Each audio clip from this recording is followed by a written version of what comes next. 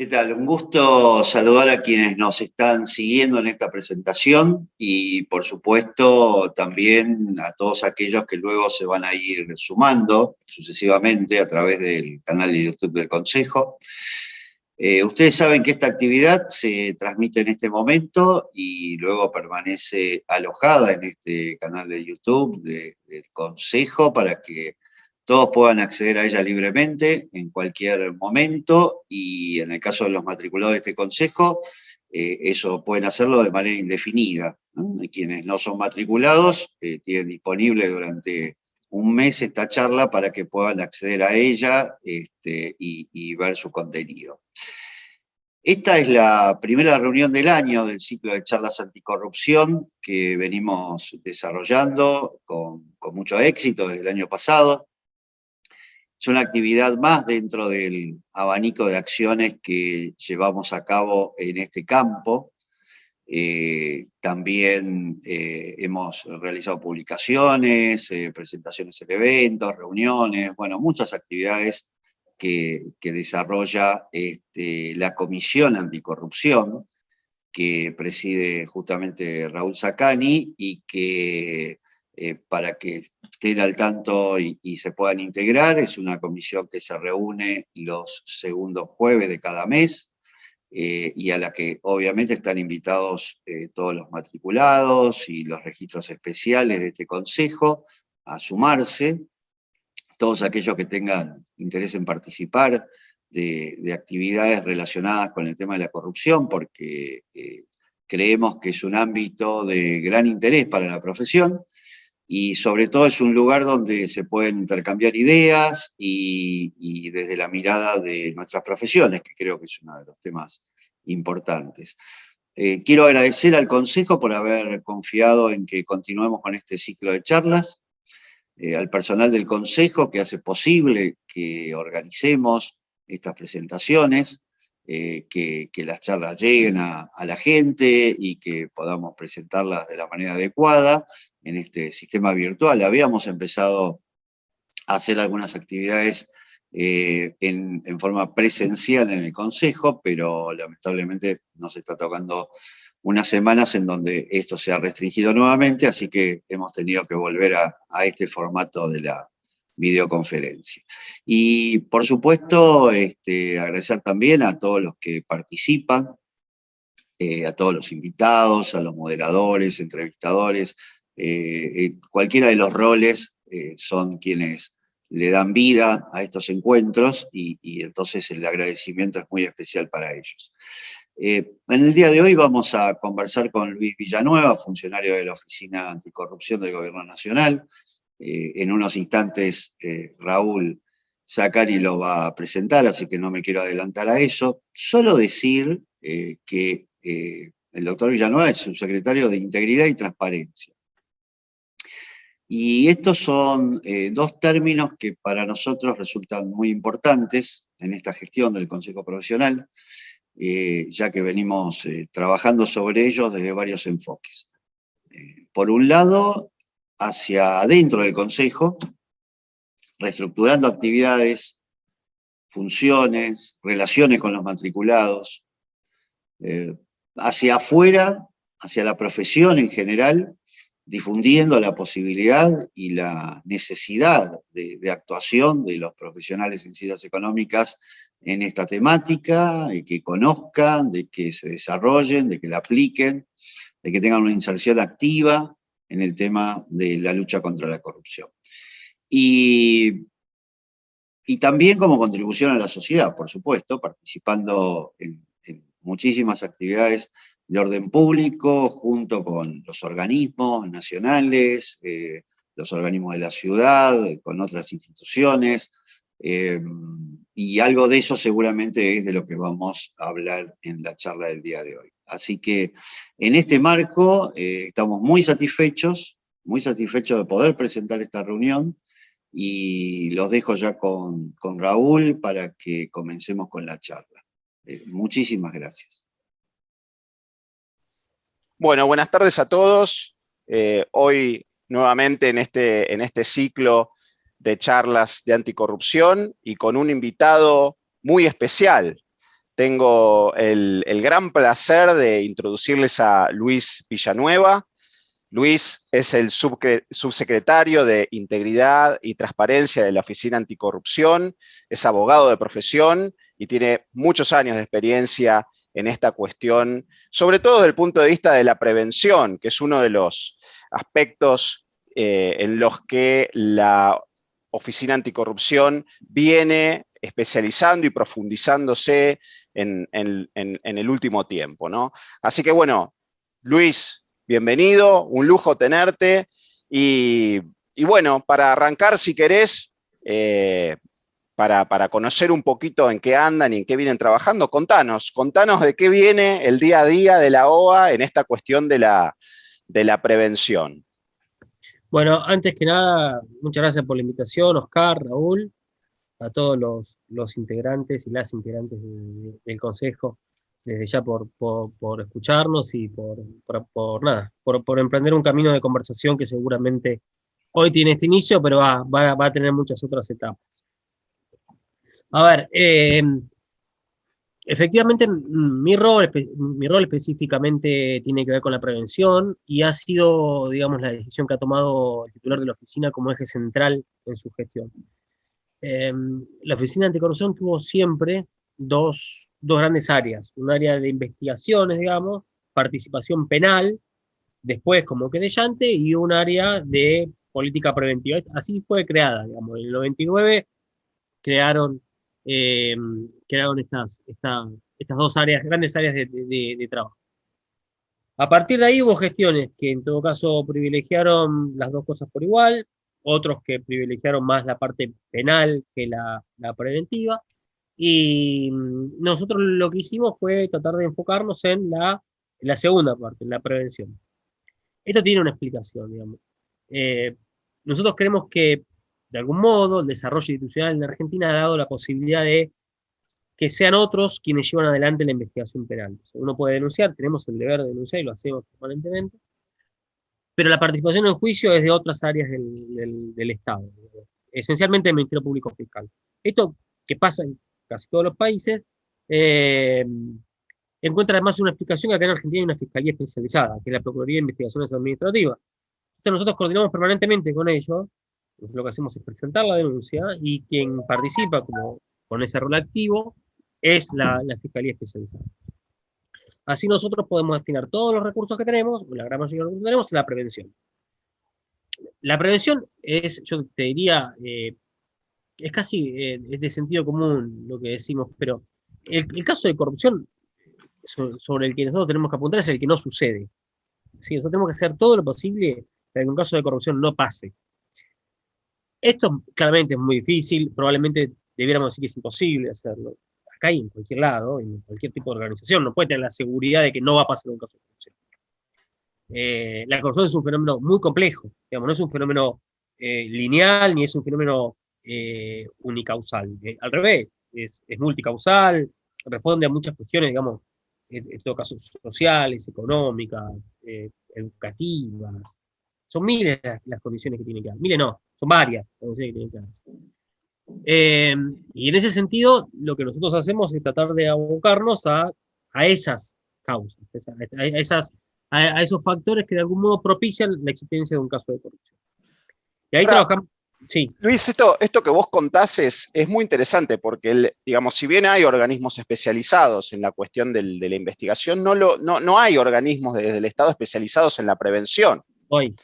Entonces, digamos, cuando uno ve esto, cómo, digamos, qué correlato tiene con lo que vemos en el sector privado respecto de los programas de integridad y también las políticas en materia de anticorrupción, pero vistas desde el lado de los programas de integridad en el sector privado, uno siempre habla de la importancia del concepto de la cultura de la organización y de este concepto tan nombrado que es el apoyo de la alta gerencia, ¿no? Que en el Estado vendría a ser como hablar de la decisión política o de tener un Estado fuerte que de alguna manera pueda controlar lo que hacen los funcionarios, ¿no? Y desde ese punto de vista, ¿no? Desde la mirada preventiva, ¿cómo ven esta cuestión de la cultura dentro del Estado. Es fundamental. Ahí, digamos, la decisión no estuvo, por supuesto, exenta de costos, digamos. Por supuesto es opinable, es política pública. Pero yo creo que la decisión de Félix Kraus de enfocar la oficina hacia constituirse como el área de compliance en el Estado, está bien. Estuvo bien pensada, estuvo bien decidida. Faltaba ese organismo abocado plenamente a la prevención y la verdad es que producía un hueco, porque ahí teníamos, no es que no hubiera organismos que no trabajaran en esto, es que no había organismos que tuvieran la integralidad de trabajar en esto.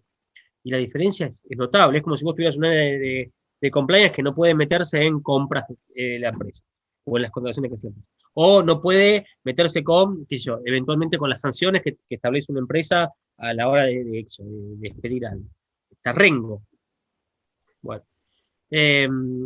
La decisión de abocar al organismo a esto y de insertarse en el Estado, y de procurar insertarse en el Estado, yo creo que estuvo acertada. ¿Cómo lo hicimos? De varias maneras. La primera es entender qué somos y las limitaciones que tenemos. Nosotros somos una oficina, nuestra área de integridad y de prevención más o menos son 30 personas. Y hay solo para darnos una idea, hay 55.000 funcionarios que presentan declaraciones juradas. ¿Puede un área de 30 personas trabajar en eso? ¿Cómo decirte? No sé. Como si trabajaran 3 personas en un área de compliance de una empresa multinacional que tiene sedes en 50 países. ¿Puede? No. ¿Qué hicimos? Nos ramificamos. Creamos áreas o ayudamos a crear, porque muchas veces la decisión no fue nuestra. Está claro, hubo ministros y ministros que lo decidieron, secretarios de Estado que lo decidieron. Ensancharnos. Creamos una red, nos expandimos.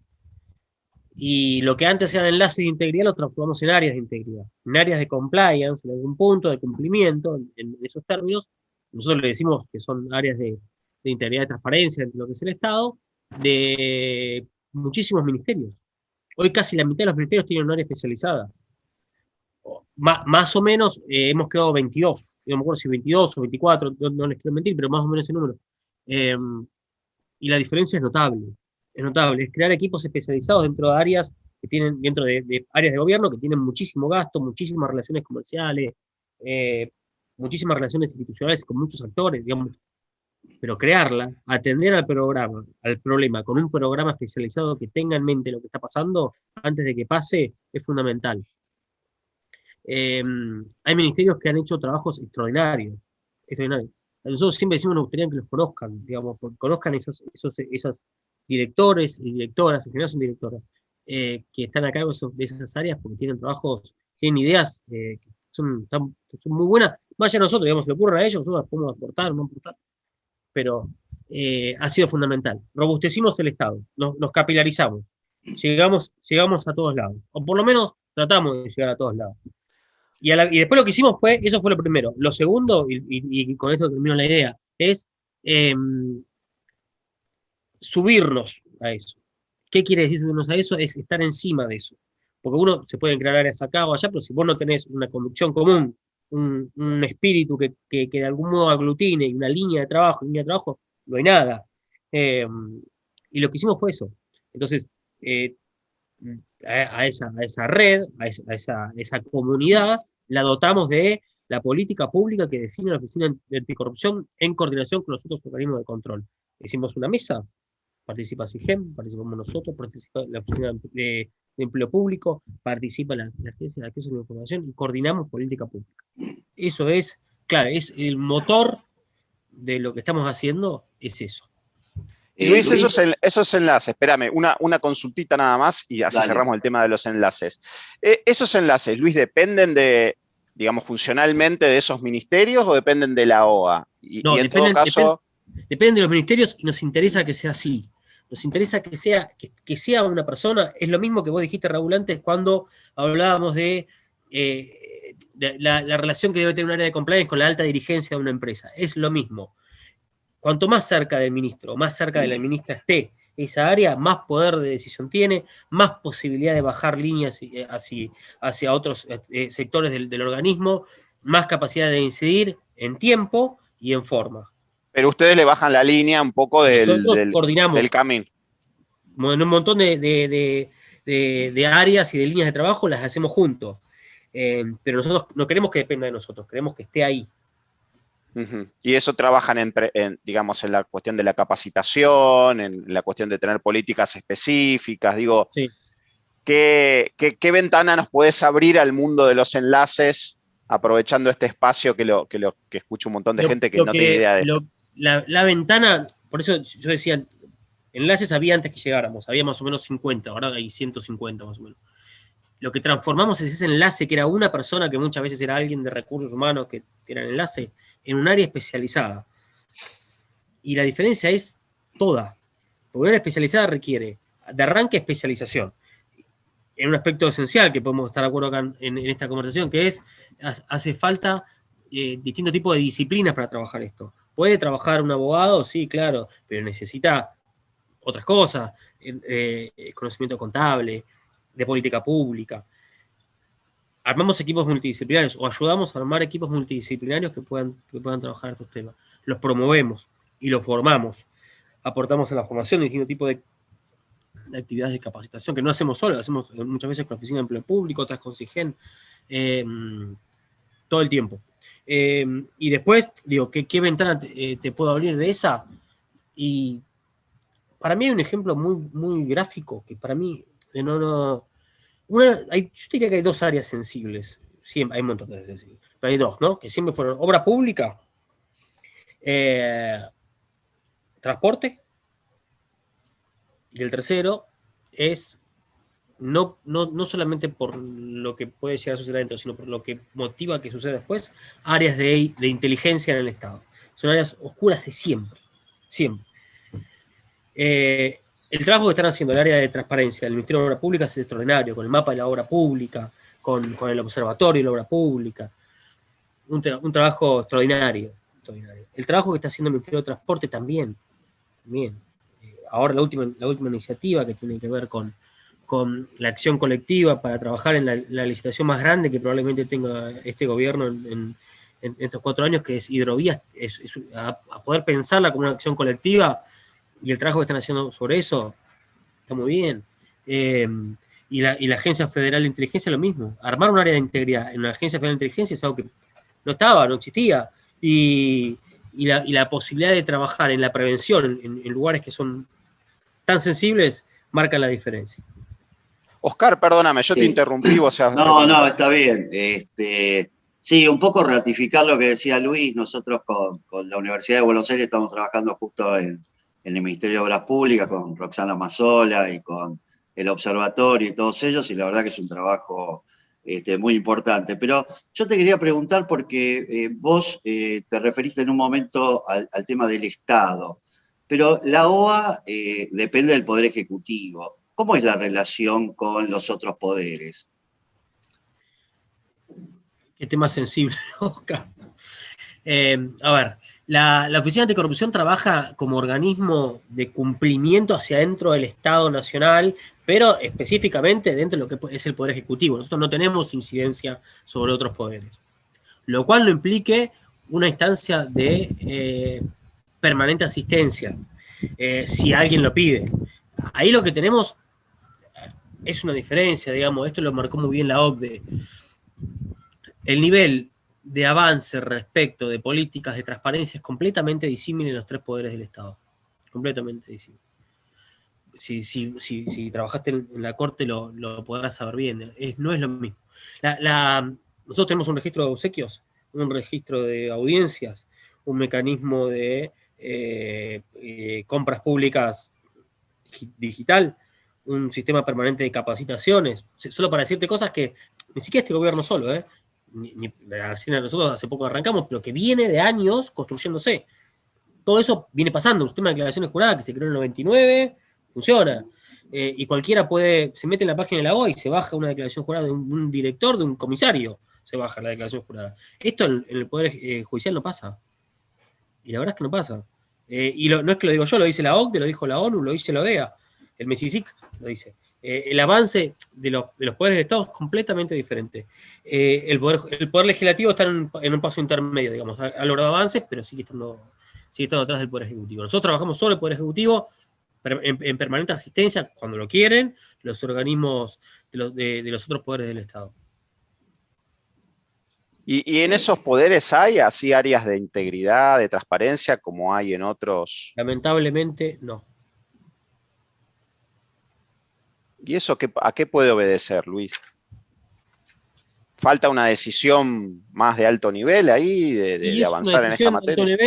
Es una decisión de alto nivel, en parte sí, en parte tal vez la sociedad, con razón en algún punto, digamos, enfoca más en lo que gestiona, entonces en la demanda social sobre eso cae después la política pública, digamos. Si la sociedad demanda menos a otros poderes, probablemente hay un punto, digamos, hay un desincentivo. La verdad es que esto, como les decía recién, no es que lo decimos nosotros, el informe de la OCDE es clarito, hay un desequilibrio absoluto en la política preventiva y en general la política anticorrupción, digamos, en los poderes del Estado. Y la verdad es una lástima. Es una lástima porque, digamos, yo vengo a trabajar en la justicia los últimos años, los últimos 10 años. Y en el Ministerio Público Fiscal. Y lo cierto es que, por ejemplo, el Ministerio Público Fiscal va a tener un rol en la medida en que suceda la implementación del sistema acusatorio importantísimo. Y hay que garantizar mecanismos de los que estamos conversando. Nosotros yo tenía a cargo el programa de transparencia del Ministerio Público Fiscal y bueno, reformamos el reglamento de declaraciones juradas, es público, ahora antes no era público. El reglamento de compras y contrataciones, creamos los sitios de internet, de gobierno abierto y qué sé yo. Y yo te diría que el Ministerio Público Fiscal está un poco más avanzado que el Poder Judicial, pero el Poder Judicial de estas cosas tiene mucho menos. Y debería tener, porque digamos, al final de cuentas es la confianza en las instituciones lo que está en juego.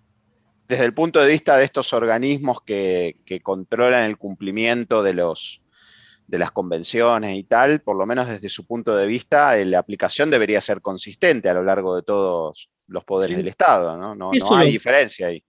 Raúl, es lo que vienen diciendo. Es lo que vienen diciendo desde hace unos cuantos años. Bueno, y aprovechamos a conectar este tema, Luis, con el asunto del Plan Nacional Anticorrupción. En ese, digamos, en ese plan que de alguna manera ustedes han redefinido en sus aspectos, te diría, centrales y generales respecto de lo que se había establecido en la gestión anterior, digamos, ¿cuál es el eje, cuál es el foco, qué cuestiones respecto de esta, digamos, estrategia, podríamos decir ahora, nacional, nos podés contar?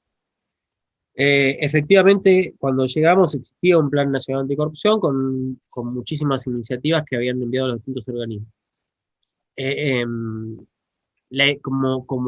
Como idea estaba bien, que de algún modo el Estado entero se dé una serie de iniciativas que pueda dar cuenta de una mejora sobre eso. Y además se había creado un consejo asesor que también estaba bien que estuviera. Ahí aparecían 2 o 3 problemas que es lo que procuramos resolver, digamos. El primero es que se hizo sobre el final de un mandato de un gobierno, entonces quedaba medio rengo en la aplicación, digamos. De hecho, casi ninguna iniciativa había avanzado. El segundo, el consejo asesor requería algunos ajustes, digamos, porque también había sido hecho sobre el final, entonces, digamos, para nosotros era importante federalizar eso. Entonces invitamos organizaciones de distintos lados del país, invitamos universidades, organizaciones especializadas en temas de corrupción, digamos, por ese Poder Ciudadano, así, que no estaban participando y están ahora participando. Y a la vez lo que hicimos con las iniciativas en sí es evaluarlas. Esto que por ahí los contadores saben muy bien, todo lo que hicimos es evaluamos. Hicimos indicadores, objetivos, le pusimos puntaje, y cada iniciativa pasó por ese filtro. Algunas quedaron, otras no quedaron, y otras podrían quedar y están en una etapa de evaluación. Esos mismos indicadores además nos van a permitir que las nuevas iniciativas que tengan las nuevas autoridades de cada organismo pasen por ese filtro. Entonces, ya no va a haber no sé, había iniciativas como hacer una reunión para conversar sobre, bueno, eso no es una iniciativa que produzca un cambio de verdad. Apuntamos a iniciativas transformadoras, apuntamos a iniciativas que además puedan medirse. Nosotros decir, bueno, usted hizo esto, bueno, a los 6 meses, ¿qué hizo? ¿Qué impacto tuvo? Esta medición, que establecimos todo con indicadores, además trabajaron también en colaboración con organismos internacionales, de algún modo nos permitió rediseñar esa Estrategia Nacional de Integridad con otra concepción. Una concepción más a largo plazo, pero sobre todo más transformadora, con un impacto clave en algunas áreas del Estado o en políticas públicas que lleva adelante el Estado. No sé si esto ya está definido, pero ¿cuáles son las 2 o 3 iniciativas que más puntos sacaron, Luis? Está todo en etapa de evaluación. Ahí tenemos la reunión con el Consejo Asesor, que tenemos el 29, donde van a estar ustedes también. Te diría que hay varias. Gran parte de las yo, a mi modo de ver, lo de obra pública es fundamental. Es una área muy, muy sensible, que viene con problemas de hace 1000 años y sobre lo cual las iniciativas que están propuestas son iniciativas realmente transformadoras. Luis, hablando del Consejo Asesor, cuando nosotros nos incorporamos, ahí Raúl es quien representa al Consejo en el Consejo Asesor, no estaban muy definidas las funciones del Consejo. ¿Están trabajando en definirlo mejor, en darle un marco? Exactamente. El 29, cuando vengan, van a tener incluso un borrador de reglamento, donde gran parte de estas cosas están expuestas ahí. Nuestra idea es que el Consejo participe en esa etapa de evaluación y seguimiento, que es al final lo que termina siendo la estrategia, digamos. Es un montón de iniciativas, pero que claramente tienen que estar coordinadas, tienen que tener ese norte transformador y la sociedad tiene que poder analizarlas, verlas y analizarlas. Y la evaluación de todo eso que vos manifestás, todos esos indicadores y demás, ¿tienen más o menos previsto cómo va a poder ser? Porque vos decías antes, tiene muy poca gente, por ejemplo, para las declaraciones juradas, que deben ser muchas y que, bueno, no sé cuál es el alcance del trabajo que se puede hacer hoy en día, ¿no? Con las declaraciones. No sé si hay un trabajo preventivo con eso también o sí. Sí, eso ahí desde siempre la oficina lo que hace es un trabajo desde mucho antes, casi cuando se creó, que tiene que ver con una evaluación de las declaraciones juradas, de algún modo considerando los cargos de las personas. Nosotros lo que aspiramos, tenemos un proyecto ahí que está en instancias ahora de reformulación para cambiar el sistema, para salir hoy de lo que es la plataforma FIP. Hoy la plataforma no es nuestra, ¿sí? Es de la FIP. Nuestra idea es trasladar esa plataforma a una propia. Esto nos va a permitir a nosotros contar con herramientas automatizadas de filtros de información. Claramente cambia la escala, ¿sí? Porque nos permitiría, si ahora analizamos, no sé, 50, analizar 100 o más. Ahí estamos trabajando con organismos internacionales también en la medida en que podamos reproyectar esa iniciativa que estaba parada, que por supuesto es onerosa, que en este momento es complicado, pero bueno, estamos trabajando a ver si lo podemos solucionar. Y Luis, ¿cómo es ahora que mencionás esta interacción con organismos internacionales, digamos? ¿Cómo están ustedes hoy desde la OA interactuando con esos organismos, digamos? ¿En qué nivel? ¿Qué nivel de relacionamiento y diálogo tienen con esos organismos internacionales? Y si nos podés contar algún proyecto en el que estén trabajando ahí. Bueno, tenemos varios proyectos que están trabajándose con organismos internacionales. El primero era uno que también había quedado sin ejecución, digamos, estaba la plata otorgada, pero no había arrancado, que es un proyecto para trabajar con provincias y municipios. Es un proyecto del PNUD, y que básicamente lo que procura es que la Oficina Anticorrupción interactúe con organismos similares, pares, pero además con organismos, incluso de la sociedad civil, lo que fuere, en provincias y municipios para generar políticas anticorrupción, para acompañar políticas anticorrupción. Este es un tema muy complejo y también histórico de Argentina, porque vivimos en un país federal donde el gobierno central no puede decirle a una provincia ni a una ciudad autónoma, haga esto, ¿sí? No podemos hacer eso. Está prohibido por nuestra Constitución. Entonces, este proyecto que en realidad venía de antes, ¿y por qué había quedado sin ejecución? Hay una explicación que yo considero que es toda política, y no necesariamente por malas razones, digamos. ¿Por qué un gobierno provincial o de la ciudad autónoma diría, bueno, yo le voy a hacer caso a la Oficina Anticorrupción en esto? Es sensible, es un tema sensible, histórico, sin resolver.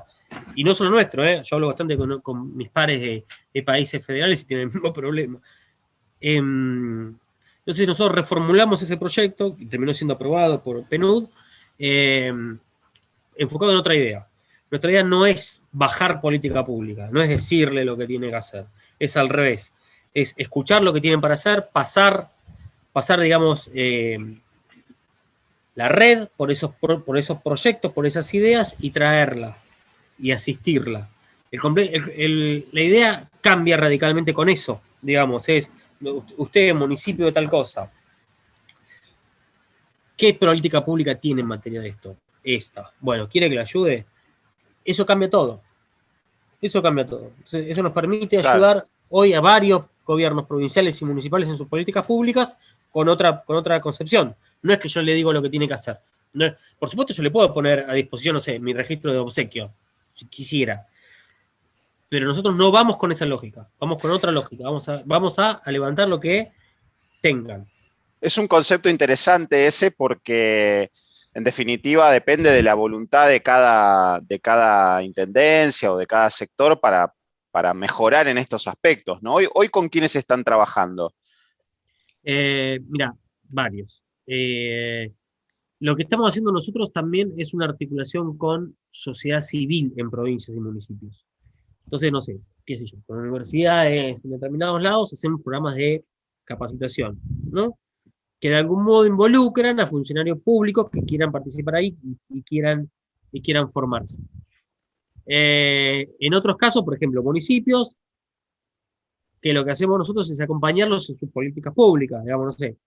Hay un tema que para nosotros particularmente es muy, muy importante, que se denomina en la teoría corrupción de baja escala, ¿no? Que es el funcionario de calle, la corrupción del funcionario de calle. Muchas veces no atendida, porque nada, las políticas de corrupción por ahí están en otro plano y se centran en grandes obras, grandes erogaciones. Pero el impacto social que tiene la corrupción en una persona, del inspector que viene a decirte si está bien o mal lo que estás haciendo, del funcionario que en un hospital hace lo que no debería hacer, o en una comisaría hace lo que no debería hacer, es altísimo.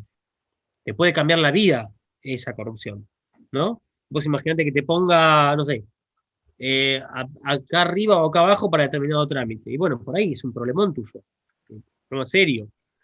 La afectación de derechos puede ser altísima. Entonces lo que trabajamos nosotros es, en ese tipo de corrupción donde el nivel municipal es muy alto, donde la inserción del municipio es muy alta, por la función que tienen de acercamiento a la comunidad, son el enlace directo con la comunidad del municipio, tratar de ayudarlos en ese tipo de prácticas, que tienen que ver con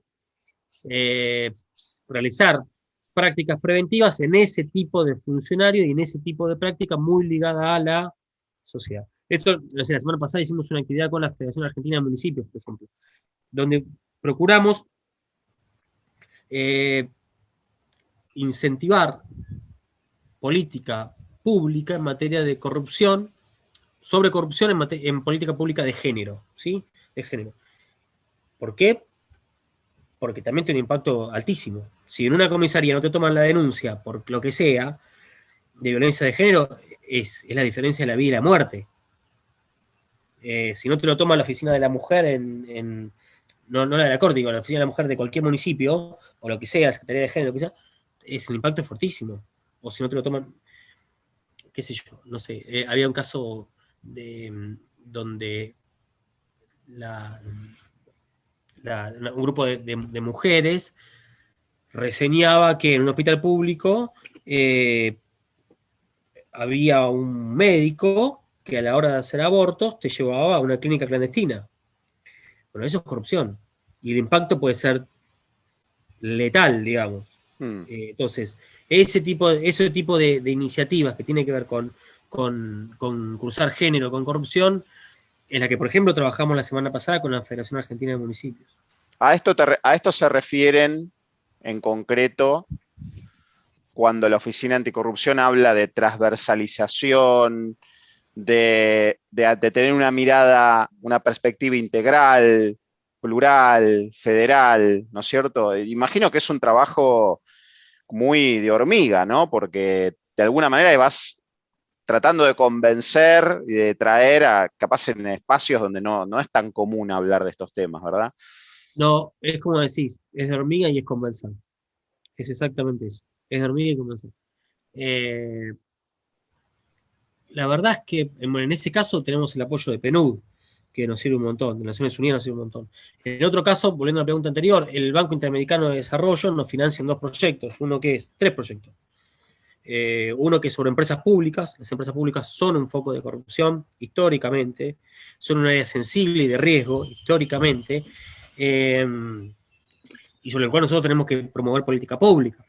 Ahí aparece un problema también histórico y también sobre el cual nosotros no tenemos la exclusividad en Argentina, que es que la empresa pública muchas veces no se percibe empresa pública y se percibe empresa privada, que da cuenta de las cosas que hace o no hace como empresa privada. Bueno, ahí hay un tema. Más allá de lo que terminemos resolviendo nosotros en cada uno de los expedientes donde nos toca, sobre eso, lo que nosotros decimos es, tenemos que tender a formar un piso, a crear un piso mínimo de práctica y de política pública sobre eso. O sea, la empresa pública tiene que cumplir esto. Autodenomínese como quiera. Por supuesto hay razones buenas tal vez para eso, porque los vehículos societarios son distintos.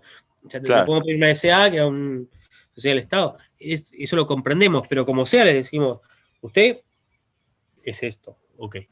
Estamos hablando de esas organizaciones, algunas con miles de empleados, ¿no? Que Miles de empleados y miles de millones de pesos.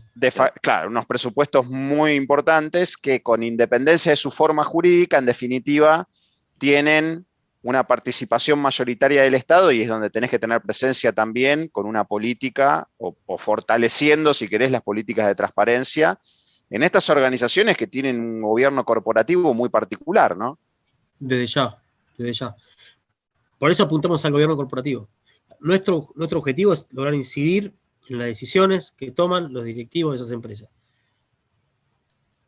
Entonces, bien, y ahí también están trabajando con los enlaces, ¿no? Exactamente, con las áreas de integridad, y es un proyecto que tenemos con el Banco Interamericano de Desarrollo. Otro proyecto que tenemos con el Banco Interamericano de Desarrollo es el registro de integridad de política de transparencia en las empresas y organizaciones, digamos.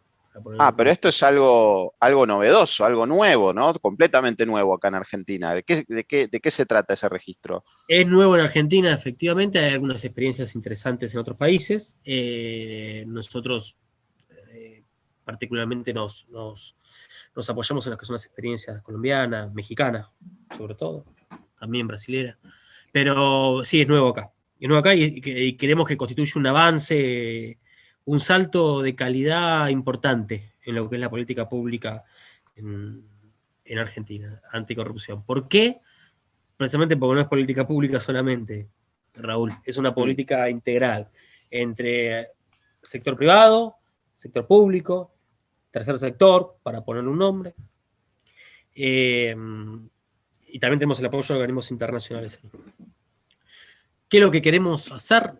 Una plataforma en la cual las empresas, las organizaciones, pero sobre todo las empresas, digamos, den cuenta de sus programas de integridad, de los avances que tienen, de su compromiso sobre eso. La idea no es certificar a nadie.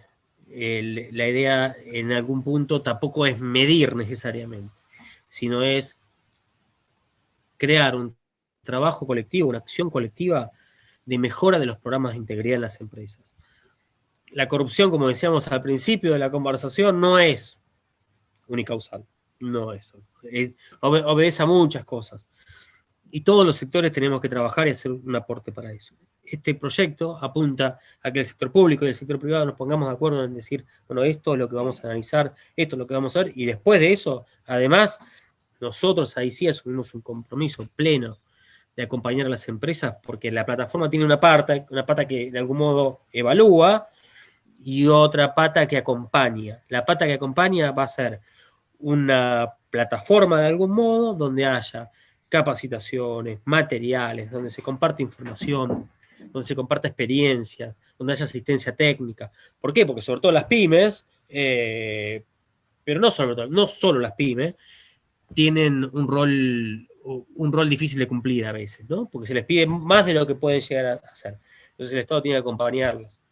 Apuntamos Sí, a crear negocios transparentes, íntegros y colaborativos.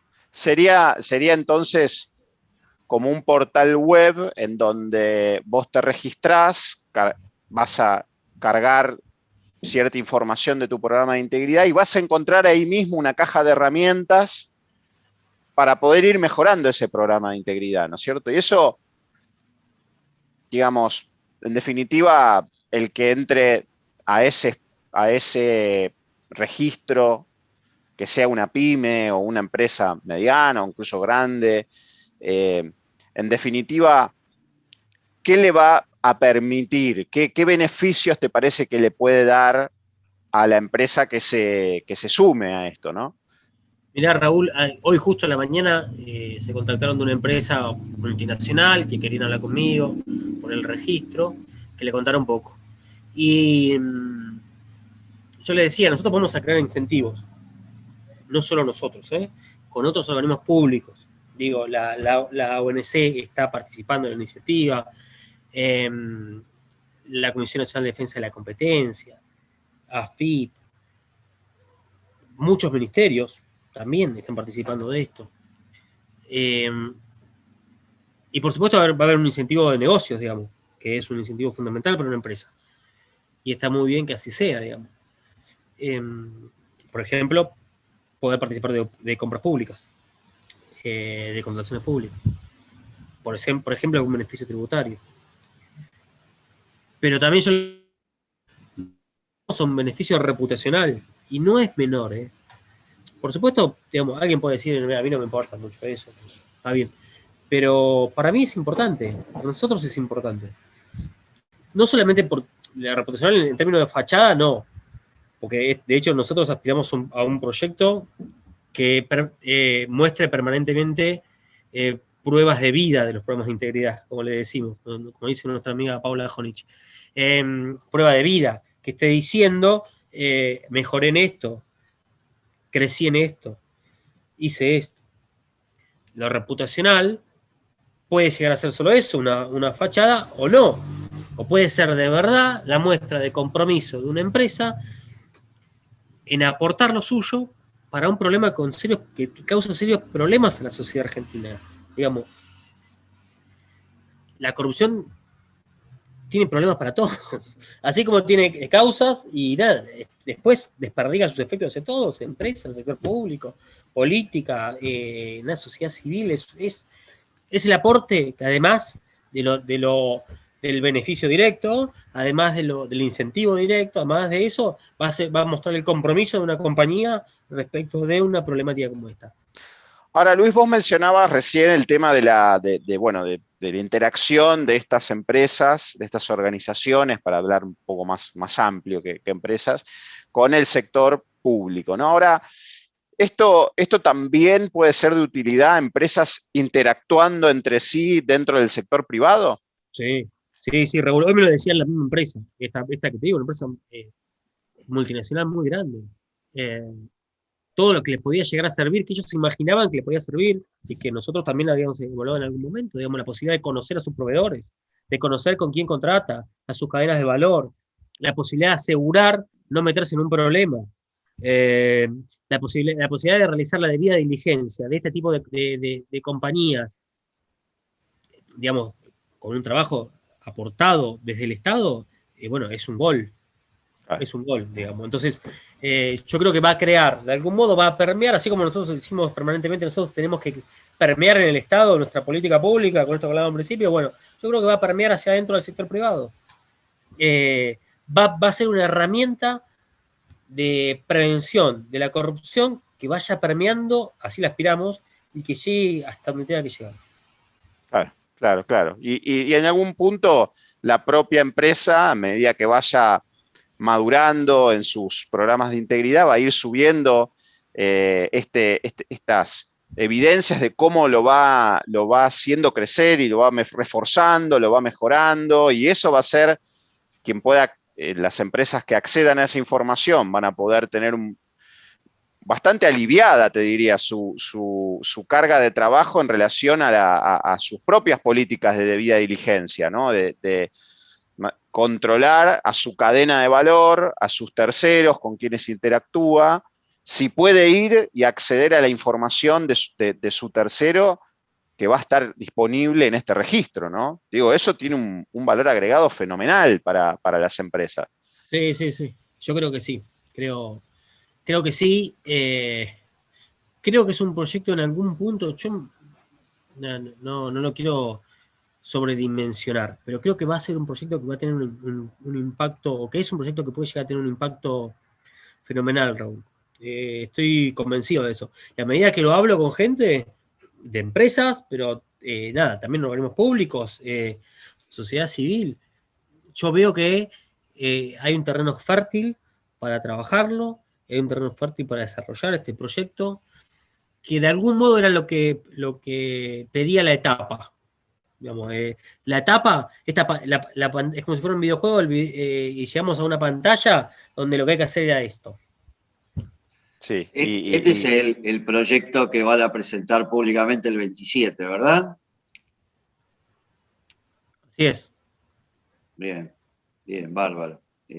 Ahí estaremos seguramente porque, digamos, a nosotros creo, Raúl, que nos interesa mucho porque, como vos decís, hay muchos actores en esto y hay muchos que participan y están los temas legales y demás, pero los profesionales de ciencias económicas tenemos un interés especial en esto, ¿no? Porque todos los temas que tienen que ver con medición, como vos mencionabas antes, y los temas que tienen que ver con control son temas muy afines a nosotros y donde creo que tenemos un campo de trabajo muy interesante, ¿no? No sé qué te parece.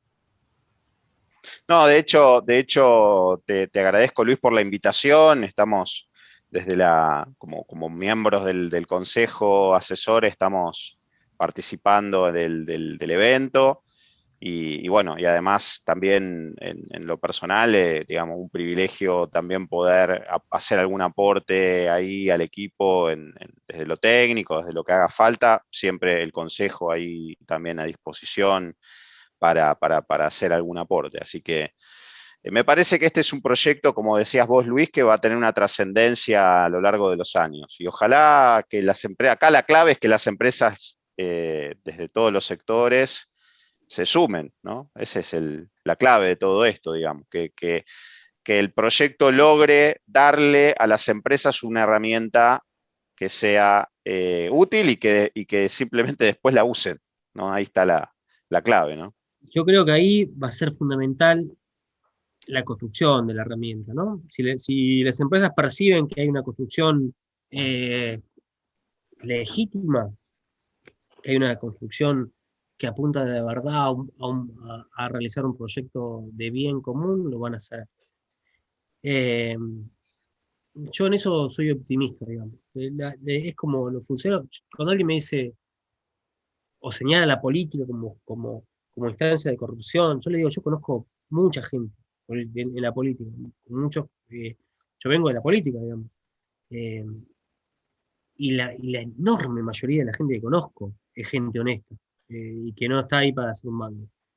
Y lo mismo pasa en las empresas. La mayoría de la gente es gente honesta, y que no haría un negocio si eso implica cometer un caso de corrupción. Por supuesto, después hay gente que no, ni en el sector público ni en el sector privado. Nosotros tenemos que pensar que tenemos que convencer a los, como siempre digo, tenemos que convencer a los buenos que hagan lo que tienen que hacer, que sepan que los vamos a apoyar. Y los malos que sepan que los vamos a mirar y que van a tener un problema si no hacen lo que tienen que hacer. Bueno, Luis, buenísimo este mensaje de cierre. No sé, Oscar, si tenemos algún tema que haya quedado en el tintero. No, agradecerle a Luis, la verdad que, como decíamos al principio, a todos nos interesa mucho conocer por dónde andan las cosas en el Estado y especialmente en organismos que tienen mucho que ver con nuestra profesión, que tienen mucho que ver con el Consejo, con las profesiones del Consejo, porque no son solo los contadores, los administradores, los economistas, todos participan los actuarios de estas actividades, así que saber un poco por dónde andan, dónde podemos participar, cómo podemos contribuir, toda esta relación público-privada, digamos, o de los organismos y las instituciones como puede ser la nuestra, me parece que es muy, muy importante en este campo. Cada vez más necesitamos esta interrelación. Me parece que en este tema de la corrupción, que nunca está muy bien definido, creo que Luis por ahí lo dijo en algún momento, que tiene tantas facetas y tantas cuestiones donde incide, ha habido profusión de organismos, ¿no? Profusión de gente queriendo participar del tema, pero poca integración. Me da la impresión de que muchos sectores fueron viendo cómo hacer cosas, pero está faltando que haya un hilo conductor, una centralización de este tema para que se sumen todos esos esfuerzos y terminen en algo común que tenga más fuerza, ¿no? Y a lo mejor este tipo de iniciativas que permite que muchos participen de eso y que aporten lo que cada uno conoce y el campo en el cual cada uno se desarrolla, me parece que puede ser muy interesante. Así que, bueno, ahí estaremos y te agradecemos mucho por haber estado hoy con nosotros, porque Raúl te haya convocado para esta charla y bueno, nada, seguramente nos seguiremos viendo mucho y seguiremos trabajando con la OA en muchas otras cosas. Dale. Muchas gracias por la invitación, para mí es un honor. La verdad que, además de todo, ¿no? Poder compartir un espacio de interacción y de trabajo con Raúl es un lujo, y con todo el consejo, digamos. Yo creo que, me parece, estoy convencido de que el ámbito profesional, además, tiene un rol particular en esto. Digo, los contadores, los abogados, hay que trabajar mucho en esto, y tienen un rol importantísimo. Así que me alegro mucho de haber tenido esta conversación, y espero que tengamos muchas más. Muchísimas gracias, Luis. No, por favor, gracias a ustedes. Un abrazo.